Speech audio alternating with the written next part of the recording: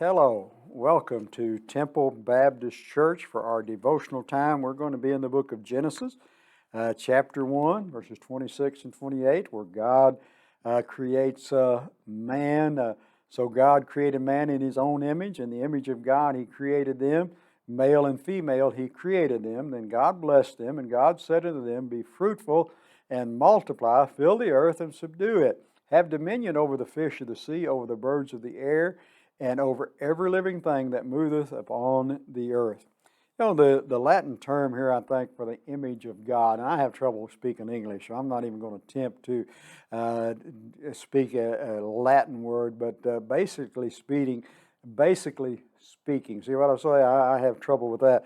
The lofty notion that humans are created in the likeness of God, and that's rooted in what we find here in Genesis chapter 1 and verse 26. And, and it said, let us make man in our image and our likeness so that they can rule over the fish and all that and the birds and the sky. But, I think understood, humans are created by God and are like Him in unique ways. I think when we think that it allows them on His behalf. The only thing we can do is what God allows us to do, and they were to rule over, to have dominion over what He had created.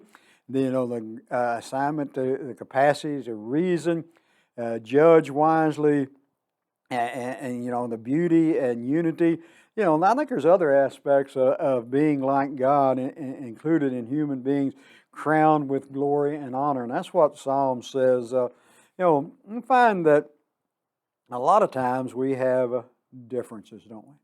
We have differences of opinions, and I don't think there's anything wrong with having a difference of opinion on things. I think what really comes down to it, though we have genuine disagreements with one another, and but there are far deeper realities that bind us together. We're all created by God, aren't we?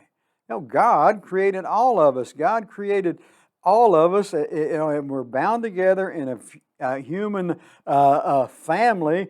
God has created us regardless of our gender, our social class, our ethnic identity, our political persuasion. None of those things really, they're part of us. They're part of our being, or part of our makeup and our individuality. That's that way.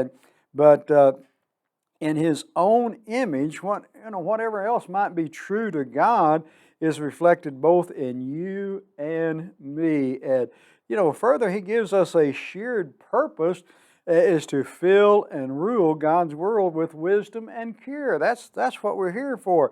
So whenever we forget how we are bound together in God, and I think that's what happens a lot of times when they have disagreements that causes people to fight and stuff like that. They forget that we're bound together in God. We do damage to ourselves and others, but whenever we come together in His grace and truth, and we participate in His desires to make a good and flourishing world. That's what we're here for as God's people. We're not here to argue and bicker back and forth. And like I say, we have to stand for things. I'm not saying that. Just that type of thing, that we're all part of God's family. And becoming a closer part of God's family is accepting Him as personal Savior. And if you've not done that, it's our prayer that you would do that.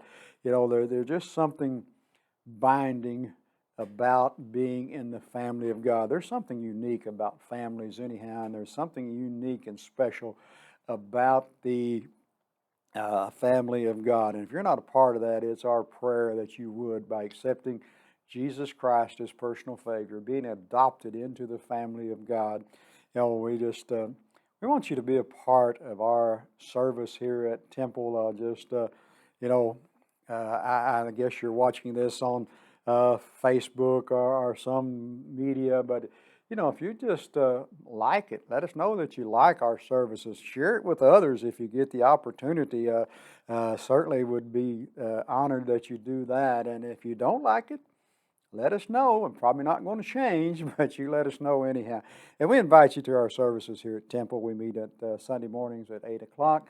Then I have Sunday school classes at 9, 10 o'clock for our second worship service, Sunday night at 6, and then Wednesday night at 7. So come and be a part of those services. And again, we'd love to meet with you. May God bless you is our prayer.